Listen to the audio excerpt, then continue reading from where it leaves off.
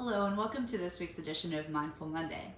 If it's your first time here, you're welcome to place in the comments where you're coming from. Of course, you can also place any questions or comments you have there, or you can direct message me as well. Whether you're watching live or the recorded version on any platform, I'll still receive your messages. If it's your first time watching, you can type mindful in the comments, again, whether you're watching live or recording, and then I will place a link after this in there that you can follow to get a copy of a free hypnotic recording, as well as our weekly PDF cheat sheets, which come out on Sunday evenings. And so today we're here to talk about how to not freeze when you're feeling insecure or self-conscious in public. And so most of us have had an experience of kind of locking up or freezing in a situation such as public speaking or really trying to connect or any kind of social interaction thing. And so the problem behind this is a deeply rooted insecurity. And it's present in almost every one of us to a certain degree or another, of course. And so insecurity, it destroys our ability to connect with others, believe it or not. And over time, it can make you stiff. It can make you uninteresting to others at best. And it can make you also, because you lock things up, appear aloof or disinterested in others, which only further alienates us. And so what happens when we do feel insecure is we become obsessed with the way others perceive us. And when we're obsessed with the way others perceive us, we can't be giving of ourselves. We can't be our true selves, which further alienates us. So it's a vicious kind of cycle. And so we need to tap into our higher force of self-expression using a tool of inner authority. And so this is from, again, the book by Stutz and Michels, The Tools. All right, so this is our third week in a row, so it's their third tool. And so why? Well, most opportunities in life actually do come from other people, and they give these opportunities not always necessarily based on merit, but rather because they feel a connection to you. And so facts and logic are not all that useful for most of us in overcoming insecurity.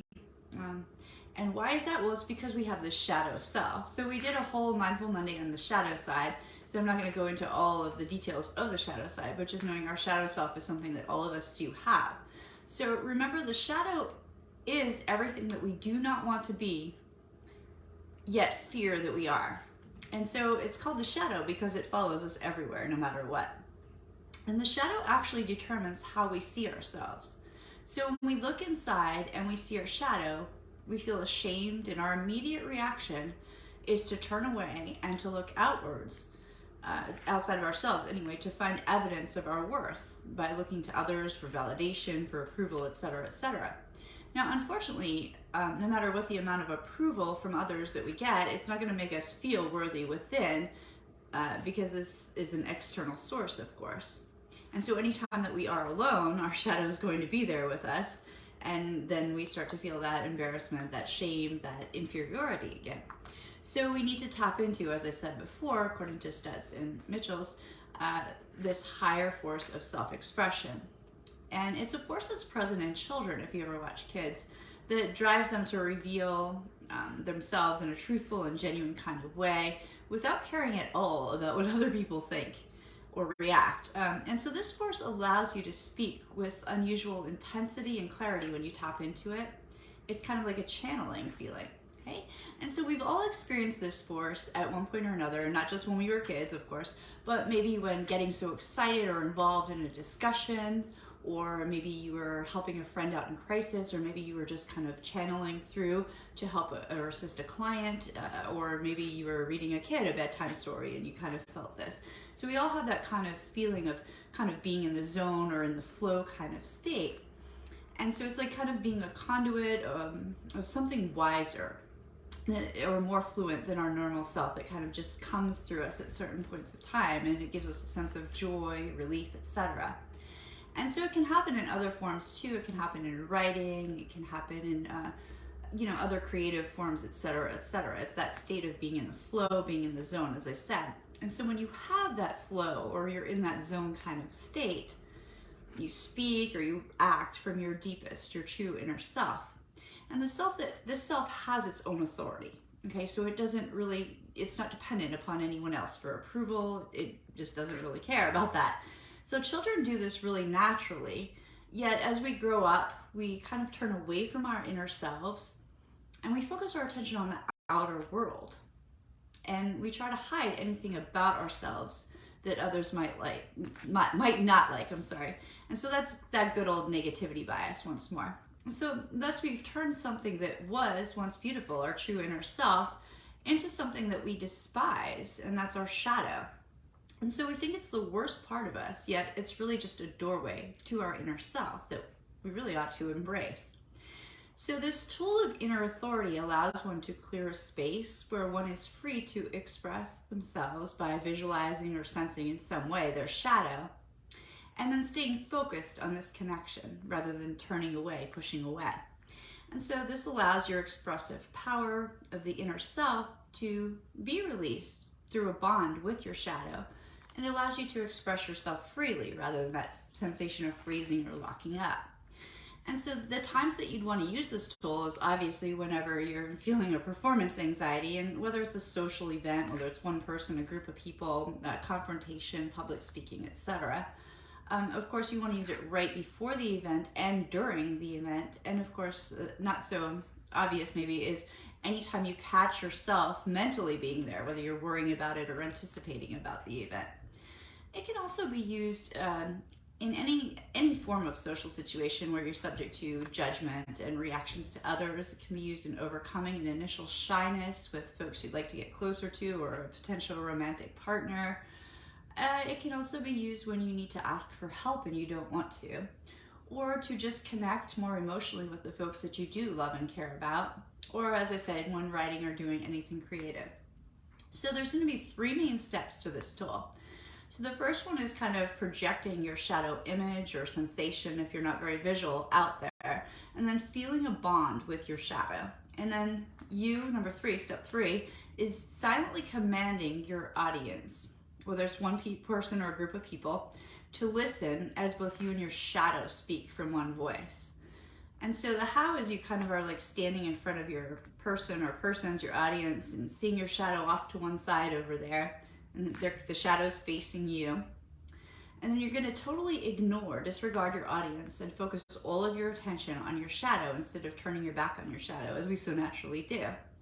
And you're going to feel this unbreakable bond, because it is unbreakable, with you and your shadow. And the two of you as one unit are just absolutely fearless. And then together, you and your shadow turn towards your persons, your audience, and forcefully do this. And then you're silently commanding them, listen. Okay, and you're going to feel the authority that comes when you speak with one voice, with both you and your shadow speaking from within. So that's the tool in a nutshell. Sometimes it does take a little bit of practice because not all folks are visual, so you might sense or feel more so, and the more you practice, the easier it gets. But it's a kind of a quick kind of tool anyway, so no harm doing in practicing it a few times. Now, if you're watching this at a time when you can kind of close your eyes and do a very brief meditation with us, you're welcome to follow along.